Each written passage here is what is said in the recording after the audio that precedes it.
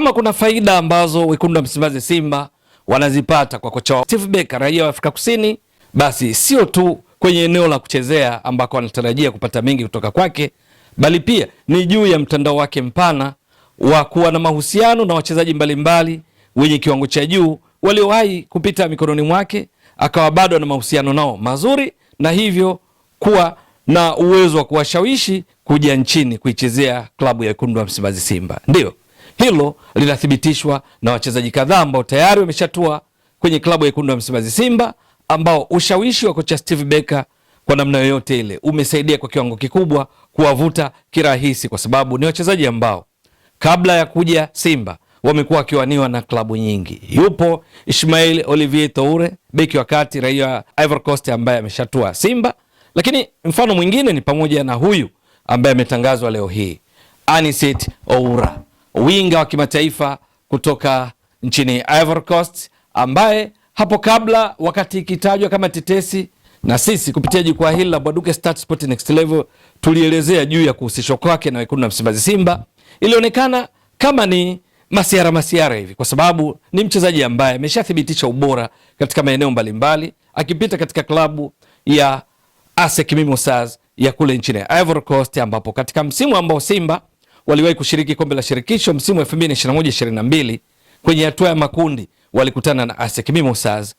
Katika mechi iliyochezwa kule nchini Ivory Coast, Simba walipigwa mabao 3-0, kikosi ambacho kilikuwa na nyota kama Stefan Aziz Ki, Karim Konate kama mshambuliaji, lakini miongoni mwa viungo washambuliaji akitokea pembeni kushoto alikuwa ni huyu Anicet Oura, ambaye baadaye akawa ni miongoni mwa nyota walioiwezesha Stellenbosch kujiandikia rekodi ya aina yake katika ligi kuu ya Afrika Kusini kwa mara ya kwanza, wakimaliza katika nafasi ya 3 kwenye ligi kuu ya Afrika Kusini msimu wa 2023-24 wakiwa chini ya kocha Steve Barker. Nyota waliowezesha mafanikio hayo alikuwa ni pamoja na huyu Anicet Oura. Lakini sio hapo tu, baadaye alikwenda kucheza soka la kulipwa Falme za Kiarabu, lakini hivi karibuni alikuwa nchini Finland akicheza katika Vikausi Liga, ligi kuu ya Finland.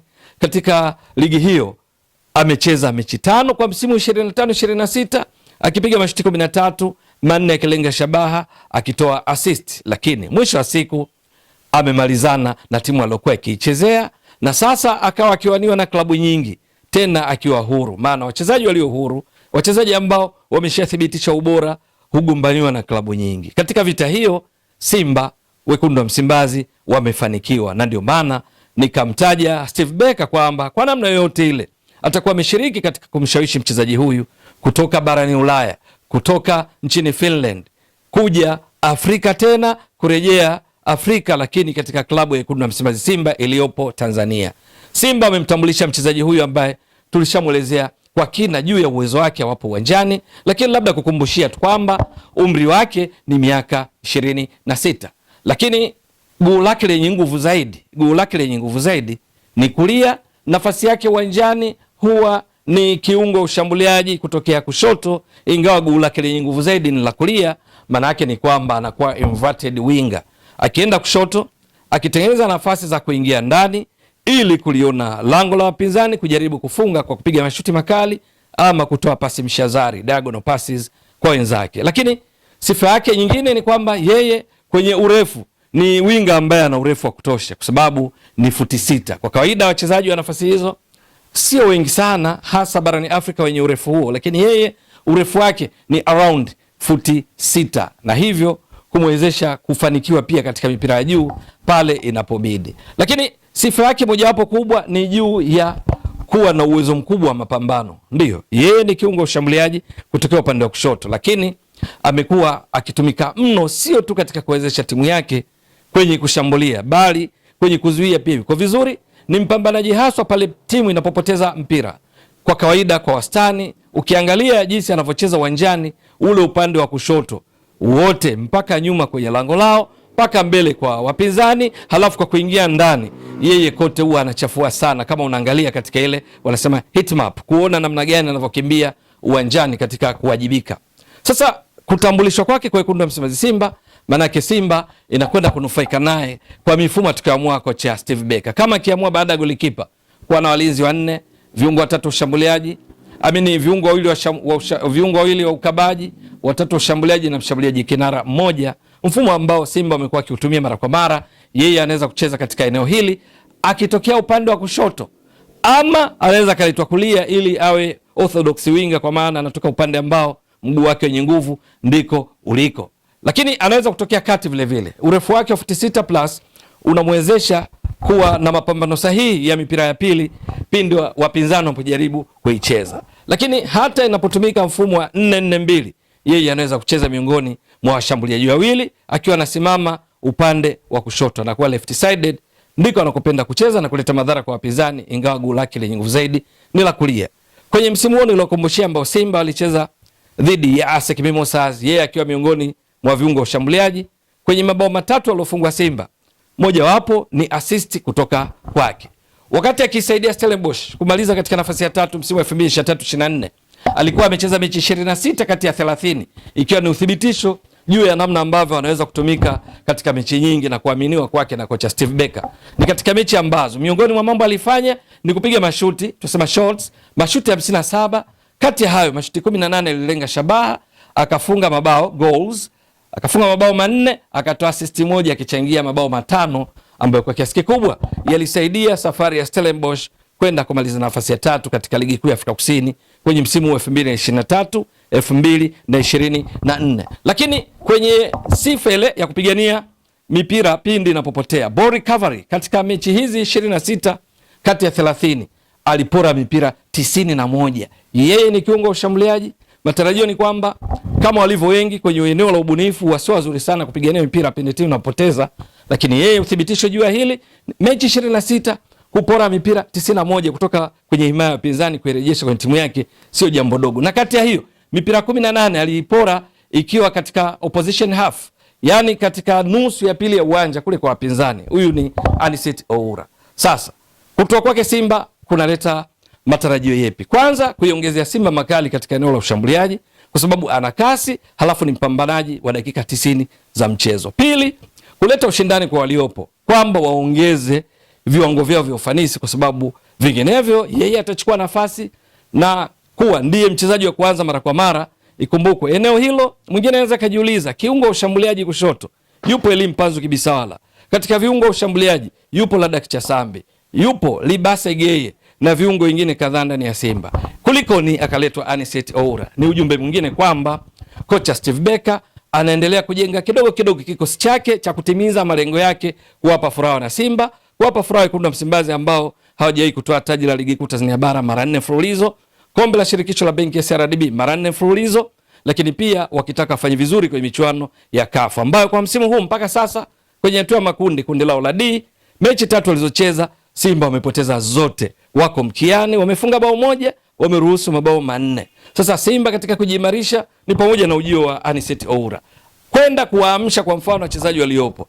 Elie Mpanzu Kibisawala anayecheza zaidi eneo hilo, kwa mfano katika mechi dhidi ya Esperance de Tunis ambayo Simba alipoteza 1-0, Mpanzu hakuwa na kiwango bora, lakini bado kocha alilazimika kumvumilia kwa dakika 90. Pengine ni kwa sababu hakuwa na mbadala haswa wa kuleta changamoto ile anayoifanya Mpanzu. Katika mechi hii Mpanzu ilionekana kumkataa katika mambo mengi. Kwa mfano, aligusa mipira mara 49 touches katika mechi hii ambayo Simba walipoteza bao 1-0. Kugusa kwake mpira mara 49, akatoa pasi 24 zikafika 17, ufanisi wa 71%. Sio tatizo sana. Lakini yeye kama kiungo ushambuliaji kutokea kushoto, dakika 90 hakupiga shuti lolote la kutoka nje wala la kulenga shabaha. Dakika 90 alidribble mipira mara 7, hakufanikiwa hata moja. Dakika 90 alipigania mipira ya juu, aerial duels, 2, hakupata hata moja. Lakini hata mipira ya chini Elie Mpanzu Kibisawala katika mechi hii haikumkubali sana, kwa sababu alipigania mipira 18 ground duels, akafanikiwa mipira 4 tu kati ya 18. Hakuwa kwenye kiwango bora dakika zote 90 za mchezo, alipoteza mipira 20. Matokeo yake alitoa nafasi kwa Ibrahima Keita, beki mbili wa Esperance de Tunis, kufanya mambo mengi yenye madhara kwenye lango la Simba, akipanda, akipiga mashuti 2, moja ikilenga shabaha, lakini akifanya kwa ufanisi majukumu ya kuzuia. Kati ya mipira ambayo Mpanzu alijaribu kudribble, mipira 7 ikapotea yote, ni pamoja na mingine mingi ikipotea kwa Ibrahima Keita aliyekuwa beki mbili wa Esperance de Tunis. Sasa ujio wa Anicet Oura unakwenda kumhamsha mchezaji kama Mpanzu katika mechi kama hii, kwa sababu lau angekuwepo pengine angetolewa, angeingia yeye, lakini kwa kuwepo kwake kutaongeza ubora kwa kina Mpanzu na wengine waliopo kina Libase Geye, kuiongezea Simba makali, squad depth iongezeke kwa sababu ana ubora. Fikiria kwa mfano kama anakuwa kwenye kiwango chake bora kinachotarajiwa, halafu kuna Libase Geye, halafu humo kuna Mpanzu, mwalimu aamue anamtumia eneo lipi, halafu kuna Jonathan Soa aliye kwenye kiwango bora, sio kama hivi karibuni ambapo bado hajaonyesha makali yake, lakini kuna Selemani Mwalimu, viungo wapo kina Alassane Maudo Kante na wengineo kina Yusuf Kagoma. Ni dhahiri kwamba Simba wanayo nafasi sasa ya kufanya vizuri zaidi kwa sababu ya ujio wa wachezaji ambao wanakuja kuongeza ubora, akiwamo Anicet Oura.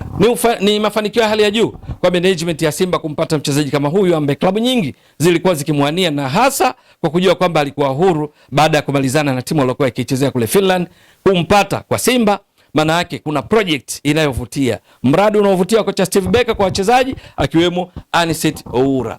Changamoto kwake ni juu ya ushindani wa namba kama nilivyotoka kueleza, kwa sababu wapo ambao wameshathibitisha ubora, yeye aje apambane, kwa sababu ni eneo pia anapatikana kina Morris Abraham na wengineo. Lakini changamoto nyingine ni matarajio makubwa kwake, kwa sababu anaikuta Simba ambayo ina ukame wa mataji kama nilivyotoka kueleza, misimu 4 mfululizo mataji ya nyumbani makubwa, ligi kuu na kombe la shirikisho la benki ya CRDB hawajai kulitoa. Kwa hiyo akianza kucheza matarajio ni makubwa kwake. Vinginevyo pamoja na changamoto kadhaa ambazo hatuwezi kuzimaliza, lakini matarajio ni makubwa kwamba ujio wa huyu mwamba kwanza ni statement tosha kwamba Simba imepania haswa kufanya makubwa chini ya kocha Steve Becker. Lakini pili ni kwamba Simba inataka